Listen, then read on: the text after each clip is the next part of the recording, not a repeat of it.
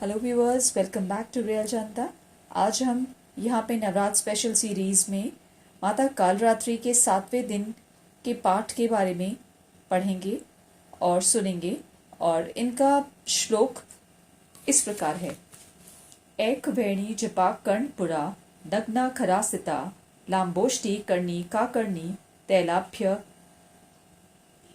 अक्त शारणी वाम पादोल सल्लो हलता कंटक भूषणा वर्धन मूर्ध ध्वजा कृष्णा काल रात्रि भयंकरी।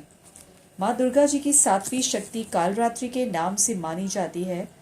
माँ कालरात्रि का स्वरूप देखने में अत्यंत भयानक है, लेकिन ये सदैव शुभ फल ही देने वाली है। इसी कारण इनका एक नाम शुभंकरी भी है। दुर्गा पूजा के 7वें दिन माँ कालरात्रि की उपासना का विधान है। इस दिन साधक का मन सहस्त्रसार चक्र में स्थित रहता है। उसके लिए ब्रह्मांड की समस्त सिद्धियों का द्वार खुलने लगता है। इस चक्र में स्थित साधक का मन पूर्णतः माँ कालरात्रि के स्वरूप में अवस्थित रहता है। माँ कालरात्रि दुष्टों का विनाश और ग्रह बाधाओं को दूर करने वाली है, जिसके साधक भय मुक्त हो जाता है। पाठ प्रारंभ। 11वां अध्याय। देवताओं द्वारा देवी की स्तुति वो देवी द्वारा देवताओं को वरदान।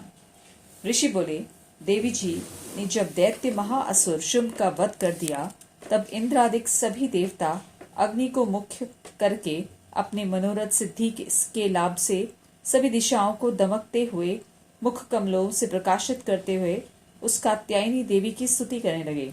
देवता बोले, हे शरणागतों के संकट निवारणी देवी, हम पर प्रसन्न होइए। हे सारे जगत की माता, हे विश्वेश्वरी, विश्व आप हो। हे देवी, आपने इस सारे जगत को मोहित कर रखा है। पृथ्वी पर आपकी प्रसन्नता से ही मुक्ति का लाभ होता है। हे देवी जी, सभी विद्याएं आपका भेद है।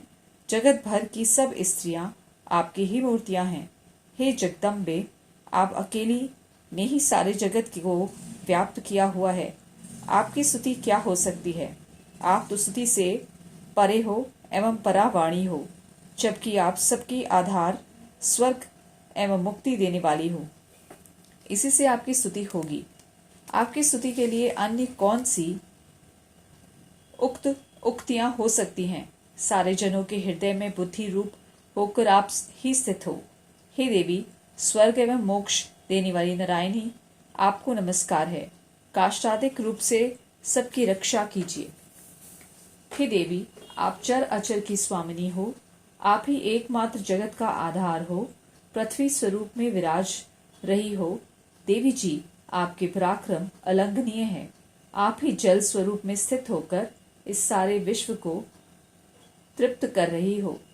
अनंत पराक्रम वाली आप ही वैष्णवी शक्ति हो। विश्वधर्म की परम बीज माया, विश्व का उपसंहार करने में समर्थ हे नारायणी देवी, आपको नमस्कार हो। हे देवी, आप सभी मंगलों को देने वाली मंगला, सभी अर्थों को सिद्ध कराने वाली शिवा हो। शरणागत रक्षक हो, 3 नेत्रों वाली हो। हे नारायणी, आपको नमस्कार हो। आप ही सृष्टि, स्थिति एवं संहार करने में सनातनी शक्ति स्वरूप हो। आप गुणमयी एवं गुणों का आधार हो। हे नारायणी देवी, आपको नमस्कार हो। शरण में आए हुए दीन दुखियों की रक्षा करने में संलग्न, सबके संकट निवारण करने वाली आपको नमस्कार हो। हंसों से जुते हुए विमान पर विराजमान, ब्राह्मणी के रूप को धारण करने वाली, कुश मिश्रित जल छिड़कने वाली नारायणी देवी, आपको नमस्कार हो। माहेश्वरी के स्वरूप से त्रिशूल, चंद्रमा और सर्पों को धारण करने वाली, महावृषभ पर बैठने वाली नारायणी, आपको नमस्कार हो।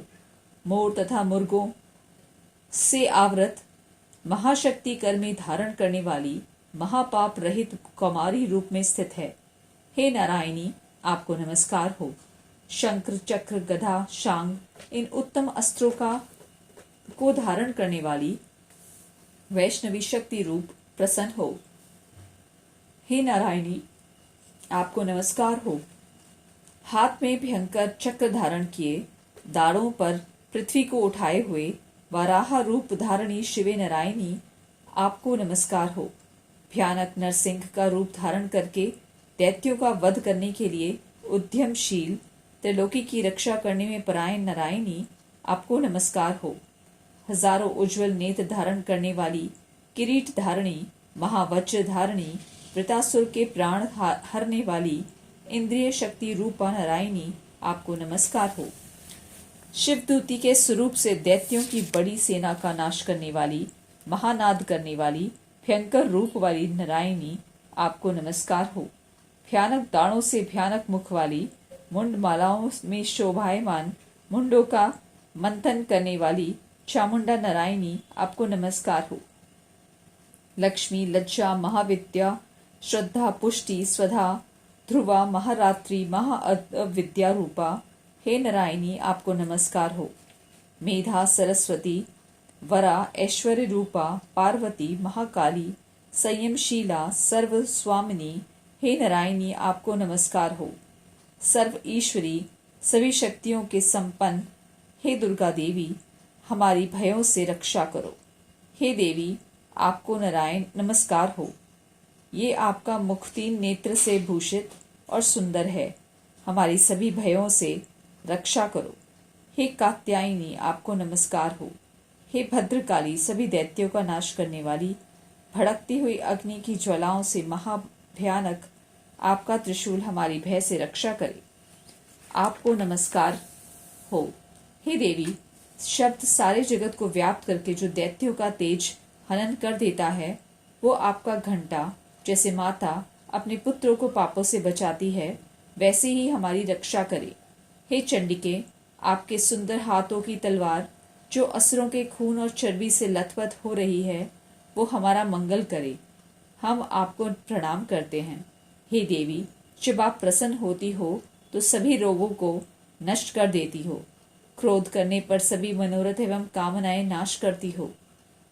आपके आश्रित पुरुषों पर कोई संकट नहीं आता, अपितु आपके आश्रित पुरुष दूसरों को भी आश्रय देते हैं। हे देवी, आपने जो आज इन धर्म द्वेषी महादैत्यों का क्षय किया है, वो अपने स्वरूपों को अनेक शक्ति रूपों में विभक्त करके किया है। हे अंबिके, आपके सिवाय और कौन दूसरा ऐसा कर सकता है। विद्याओं में, विचारों के दीपक रूप शास्त्रों में, वेद वाक्यों में आपके सिवा और किसका वर्णन आता है, और ना आपके सिवा कोई दूसरी शक्ति है जो इस विश्व को अज्ञान रूपी भयानक अंधकार से पूर्ण ममता रूपी गड्ढे में खूब भटका रही है। जहाँ राक्षस हो, विष वाले सर्प हो, जहाँ शत्रु हो, जहाँ पर डाकुओं का दल आ जाए, वन में आग लग रही हो एवं समुद्र के मध्य में जहाँ कहीं उपस्थित होकर आप विश्व की रक्षा कर लेती हो। हे विश्वेश्वरी, आप विश्व की रक्षा करती हो, विश्वरूप होकर विश्व को धारण करती हो। आप विश्वेश्वरी से वंदनीय हो। जो पुरुष आपको प्रणाम करते हैं, वो विश्व के आश्रय हो जाते हैं। हे देवी, जिस प्रकार इस समय दैत्यों के वध से तुरंत हमारी रक्षा कर ली, उसी प्रकार नित्य ही हमें शत्रुओं के भय से बचाइए। प्रसन्न होइए और जल्दी से सारे जगत के पाप नष्ट करिए। पापों से उत्पन्न महामारी आदि उपद्रव भी दूर हो। हे देवी, विश्व भर में दुख दूर करने वाली, प्रणाम करने वाले हम पर प्रसन्न होइए। तीनों लोकों के निवासियों से स्तुति की गई मातेश्वरी, सब लोगों के निवासियों से स्तुति की गई मातेश्वरी, सब लोगों को वरदान दीजिए। देवी बोली, हे देवगण, मैं वर देने को तैयार हूँ। मन चाहा वर मांग लो, संसार का उपकार वर मैं अवश्य देती हूँ।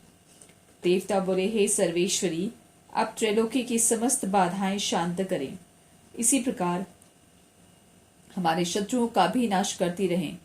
देवी बोली, हे देवगण, वैवस्वत मनवंतर के 28वें युग में के आने पर शुंभ निशुंभ नामी 2 और महादैत्य पैदा हो जाएंगे। तब मैं नंद गोप की गृहिणी यशोदा के गर्भ से अवतार लूंगी और विंध्याचल में जाकर निवास करूंगी। फिर पृथ्वी पर महाभयंकर रूप से अवतार लेकर वैप्रचिति नामक घोर दैत्यों का भक्षण करते समय मेरे दांत भी अनार के फूलों की तरह लाल हो जाएंगे। तब स्वर्ग से देवता और पृथ्वी पर मनुष्य मेरी स्तुति करते समय मुझे रक्तदंतिका कहेंगे।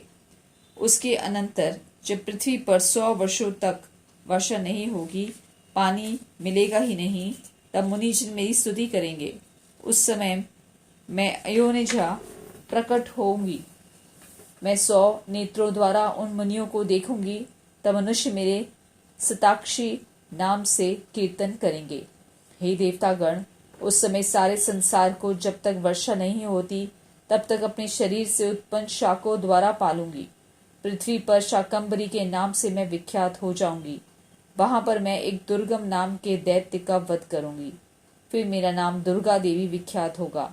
फिर जब मैं भयानक रूप धारण करके हिमालय पर रहने लगती वाले राक्षसों का मुनियों की रक्षा के लिए भक्षण करूंगी, उसी समय सभी मुनि भक्ति भाव से नम्र होकर मेरी स्तुति करेंगे।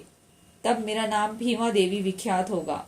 फिर जब अरुण नामक दैत्य तीनों लोकों में भारी उपद्रव मचाएगा, तब त्रैलोक की रक्षा के लिए 6 पंजों वाले असंख्य भ्रमरों का रूप धारण करके उस महाअसुर का वध करूंगी। उस समय मुझे भ्रामरी कहकर लोग सर्वत्र मेरी स्तुति करेंगे।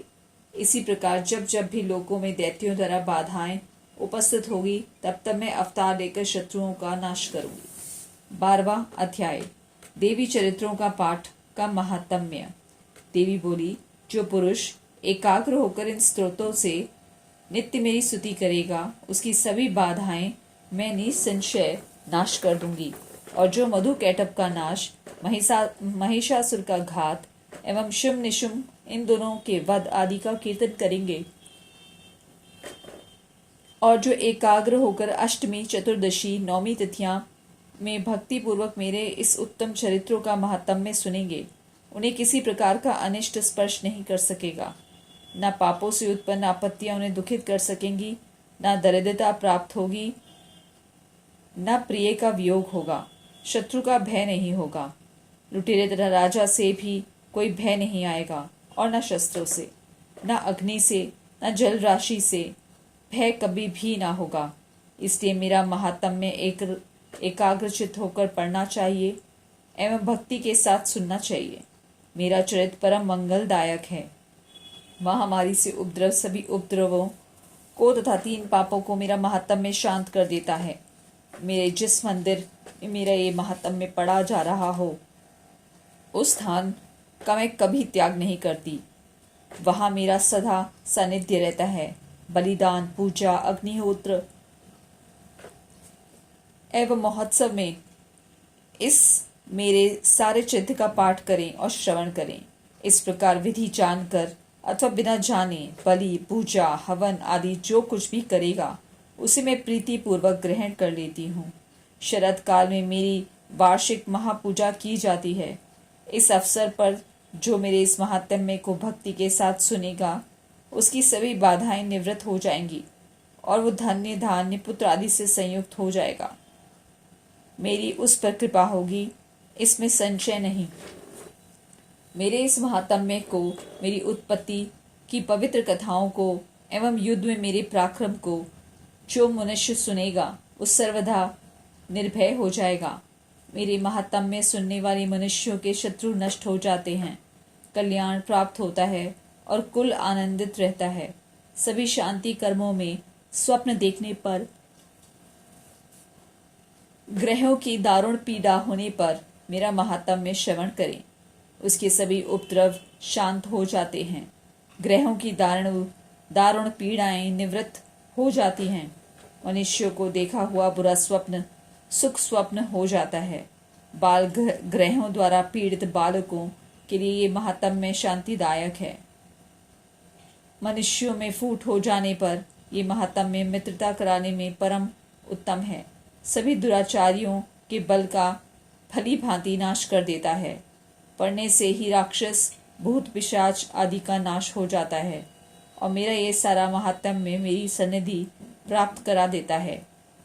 पुष्प, अर्घ, दीप, धूप, गंध और उत्तम दीपों द्वारा मेरा पूजन से, ब्राह्मणों को भोजन कराने से, होम से, प्रतिदिन के अभिषेक से और भी अनेक प्रकार के भोगों पदार्थों के दान से वर्ष भर जो मेरे अर्पण करके आराधना करते हैं, इससे जो मुझे प्रसन्नता होती है, वही प्रसन्नता मेरे इस महात्म्य के एक बार सुनने से हो जाती है। इसे सुनने से ही सब पाप नष्ट हो जाते हैं, फिर आरोग्य प्राप्त हो जाता है। मेरी उत्पत्तियां का कीर्तन तो सभी भूतों से रक्षा करता है। युद्ध में वर्णित मेरा जो चरित्र दुष्ट दैत्यों के नाश करने वाला है, उसके श्रवण करने पर मनुष्य को बैरियों से किसी प्रकार का भय नहीं रहता। देवतागण, तुम लोगों ने जो मेरी स्तुतियां की हैं एवं ब्रह्म ऋषियों ने जो की हैं और ब्रह्मा जी ने जो की है, वे सभी मंगलमयी बुद्धि देती हैं। वन में, शून्य स्थान में अथवा वन की अग्नि में फिर जाने पर, शून्य स्थान में डाकुओं के घिर जाने पर, शत्रुओं द्वारा पकड़े जाने पर अथवा वन में शेर, चीता एवं जंगली हाथियों के पीछा करने पर, क्रोध में आकर राजा के वध की आज्ञा दे दी हो या कैद में पड़ गया हो अथवा महासमुद्र में जहाज पर बैठ जाने के बाद भारी तूफान आ जाए, उससे जहाज डगमगाने लगे, ऐसे अवसर पर घोर संग्राम में शस्त्रों का प्रहार होने लग जाए, सब प्रकार की बाधाएं पड़ रही हों, किसी महापीड़ा से व्याकुल हो, इस प्रकार की सभी घोर विपत्तियों से मेरे चरित्र का स्मरण करने वाला पुरुष छूट जाता है। मेरे प्रभाव से शेर आदि हिंसक पशु, डाकू और शत्रु मेरे चरित्र के स्मरण करने वाले पुरुष से सभी दूर भाग जाते हैं। ऋषि बोले, इतना कहकर भयंकर पराक्रम वाली भगवती चंडिका सभी देवताओं को देखने देखते वहां पर अंतर्ध्यान हो गई। ये सभी देवता निर्भय होकर पहले के समान अपने अपने अधिकार प्राप्त करके अपने अपने यज्ञों के भोक्ता हुए।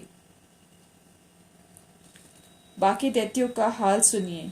जबकि देव शत्रु शुभ युद्ध में मारा गया, जो इस जगत में विध्वंस पर तुला हुआ था, तो अतुल भयंकर महापराक्रमी थी। उसके मारे जाने पर और फिर महापराक्रमी निशुम्भ के भी मर जाने पर बाकी बचे कुचे दैत्य पाताल में भाग गए। हे राजन, इसी प्रकार जगदम्बिका नित्य स्वरूपा देवी पुत्र पुनः पुनः प्रकट होकर जगत की रक्षा करती हैं। ये देवी जी विश्व का मोहन करती हैं, वही जगत को पैदा करती हैं, उसी के आगे प्रार्थना करने पर संतुष्ट हो जाती हैं, फिर ज्ञान एवं वृद्धि प्रदान करती हैं। हे राजन, उसी ने ही सारे संसार को व्याप्त कर रखा है। महाप्रलय काल में महामारी के स्वरूप से ही ये देवी ब्रह्मांड भर में व्याप्त हो जाती है। वही देवी समय समय में महामारी हो जाती है।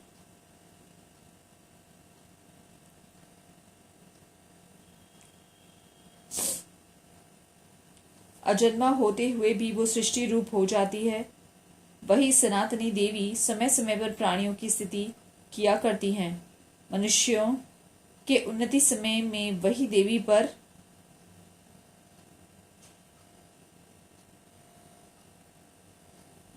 में वृद्धिदायिनी लक्ष्मी रूपा हो जाती हैं। फिर अभाव के समय विनाश के लिए अलक्ष्मी दरिद्रता भी बन जाती हैं। पुष्प, धूप, गंध आदि सामग्रियों से पूजी हुई फिर स्तुति करने पर वो देवी धन्य पुत्र, धर्म में मति, शुंभ गति आदि प्रदान करती हैं। जय जय अम्बे, जय जगदम्बे। जय जय अम्बे, जय जगदम्बे।